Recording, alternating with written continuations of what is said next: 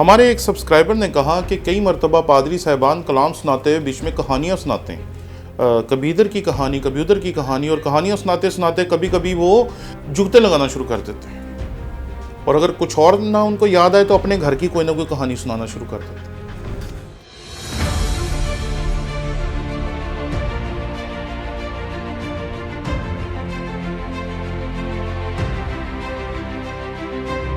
हमारे चैनल को लाइक करें, शेयर करें, सब्सक्राइब करें, और अगर आपको पसंद आए तो हमारे इन वीडियोस के लिंक्स को लेकर आप अपने दोस्तों, अजीज़ों और रिश्तेदारों तक भी पहुंचाएं,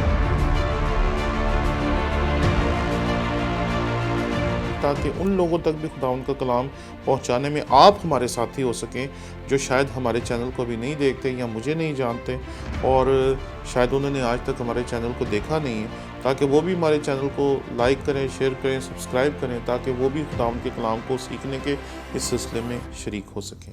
शुक्रिया।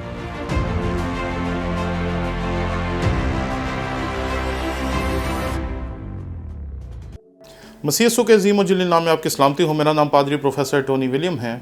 हमारे एक सब्सक्राइबर ने कहा कि कई मरतबा पादरी साहिबान कलाम सुनाते हुए बीच में कहानियाँ सुनाते हैं, कभी इधर की कहानी कभी उधर की कहानी, और कहानियाँ सुनाते सुनाते कभी कभी वो जुगते लगाना शुरू कर देते हैं, और अगर कुछ और ना उनको याद आए तो अपने घर की कोई ना कोई कहानी सुनाना शुरू कर देते हैं।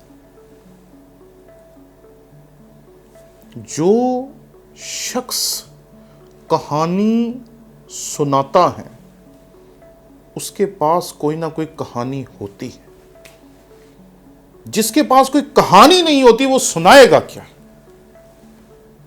आपने मेहनत की है, आपने दुख बर्दाश्त किए हैं, आपने घुटनों के बल होकर दुआएं की हैं, आपने आंसू बहाए हैं, आपने उस्तादों के साथ रहकर उस्तादों से सीखा है, आपको पता है आपने कितना दर्द सहा है, और आपके पास कहानी होती है उस दर्द की, उस दुख की, और उस पैशन की। जो पैशन आपके अंदर होता है, आप वो पैशन लोगों तक पहुंचाना चाहते हैं, ताकि लोग भी उस पैशन के साथ उठे, उतने ही कामयाब हो जितने आप कामयाब हैं, उतनी ही बुलंदी पर जा सके जितनी बुलंदी पर आप पहुंच पाए।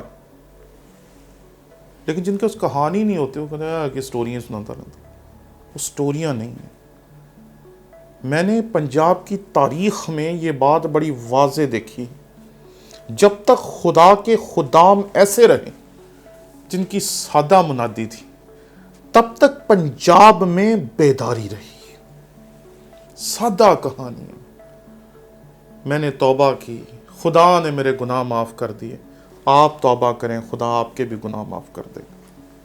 बस ये क्या मुनादी हुई? आज हम बताते हैं इब्रानी में ये लफ्ज़ है, यूनानी में ये लफ्ज़ है, फ़लाँ ज़ुबान में ये लफ्ज़ है, इसका हदूद अरबा ऐसा है, वो इस तरह बना था, ऐसा बना था, ऐसा लगता था, ऐसा दिखता था, लेकिन उसका असर नहीं है। असर होता है उस कहानी का जो आप आंसुओं से लिखते हैं, जिसमें आपके आंसू शामिल होते हैं, जिसके बीच में आपने दुख उठाया होता है, जिसके बीच में कर्ब होता है, जिसमें आपने अपने बच्चे को मरते देखा होता है, और आप कहते हैं कि अगर ये खुदा के हजूर जिंदा नहीं रह सकता तो मैं किसी और जगह से इसे दवाई नहीं लेके दूंगा, किसी और से इसके ऊपर दम, दरूद या धागा नहीं करवाऊंगा। अगर खुदा नहीं बचाना चाहता तो ये मर जाए, मुझे इससे कोई सरोकार नहीं।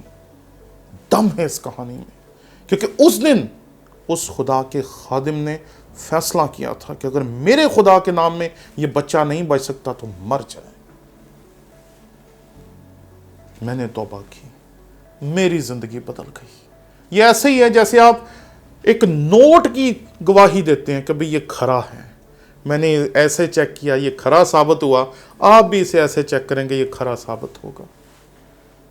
इसलिए जब भी कोई शख्स खुदावंद का खादिम होते हुए कहानी सुनाता है और अपनी कहानी सुनाता है, तो ये बात याद रखें कि उसकी अपनी कहानी में जो पैशन होगा, जो दुख होगा, जो दर्द होगा, वो लोगों के अंदर उतर जाएगा। और कई मरतबा ऐसा होता है कि जब हम मुनादी कर रहे होते हैं, लोग रो रहे होते हैं, जब हम कलाम सुना रहे होते हैं, लोग रो रहे होते हैं। खुदा के खादिम अपनी कहानी सुनाते हैं और सामने वाले अपने आप को उनसे रिलेट करके रोना शुरू कर देते हैं।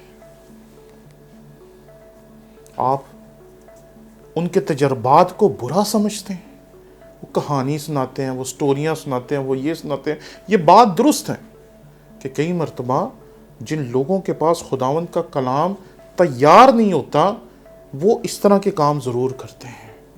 ये बात किसी हद तक दुरुस्त है, लेकिन ये बात याद रखें कि अगर आपने दुख सहा है, अगर आपने तरक्की की है, अगर आपने खुदावंद के हजूर बैठकर आंसू बहाए हैं, आप रोए हैं, आपने उस्तादों से सीखा है, आपने उस्तादों के पास रहकर उनकी खिदमत करके अपनी ज़िंदगी में तरक्की की है, तो वो तरक्की की दास्तान लिखने के काबिल होगी। हम क्यों पढ़ते हैं लोगों की ज़िंदगियों की कहानियाँ? ताकि हम उनसे सीख सकें वो कैसे इतने मजबूत ईमानदार बने, वो कैसे इतने बड़े इंसान बने, उन्होंने कैसे खुदावंद के कलाम को इतना ज़्यादा सीखा, जाना, समझा और सुनाया। ये सब कुछ आपकी कहानी का हिस्सा है। और ये बात याद रखें, हर बंदा अपनी ज़िंदगी की कहानी खुद लिखता है। जो मेहनत करता है उसकी ज़िंदगी की कहानी में उसकी मेहनत नज़र आती है, और जो काम चोरी करता है उसके पास कोई कहानी होती ही नहीं। वो कहां से वो पैशन लाएगा, वो कहां से वो दुख लाएगा, वो कहां से दर्द लाएगा, जो दर्द और दुख उसकी जिंदगी में कभी आया ही नहीं, उसने बर्दाश्त ही नहीं किया। रातों को जागना, 2-2, 3-3, 4-4 दिन के बाद सोना, लगातार प्रेयर मीटिंग्स में बैठे हुए। कई दफा तबला नवाज बताते हैं कि तबला बजा बजा के उनकी उंगलियों में से खून निकलना शुरू हो जाता। अरे अगर वो अपनी कहानियां नहीं सुनाएंगे तो कौन सुनाएगा?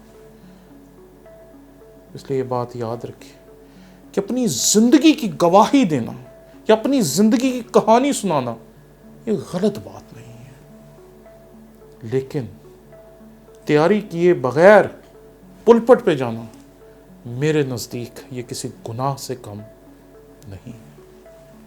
इसलिए जब भी मुबश्शरीन या खुदावंद की इंजील के जितने भी मुनाद मुझे सुन रहे हैं, वो ये बात याद रखें, जब भी पुलपट पे जाएं यही सोच के जाएं कि ये आखिरी मौका है और इसके बाद मुझे मौका नहीं मिलना। जब आप ये सोच के जाएंगे तो फिर आप जैसी मुनादी कोई नहीं करेगा। शुक्रिया।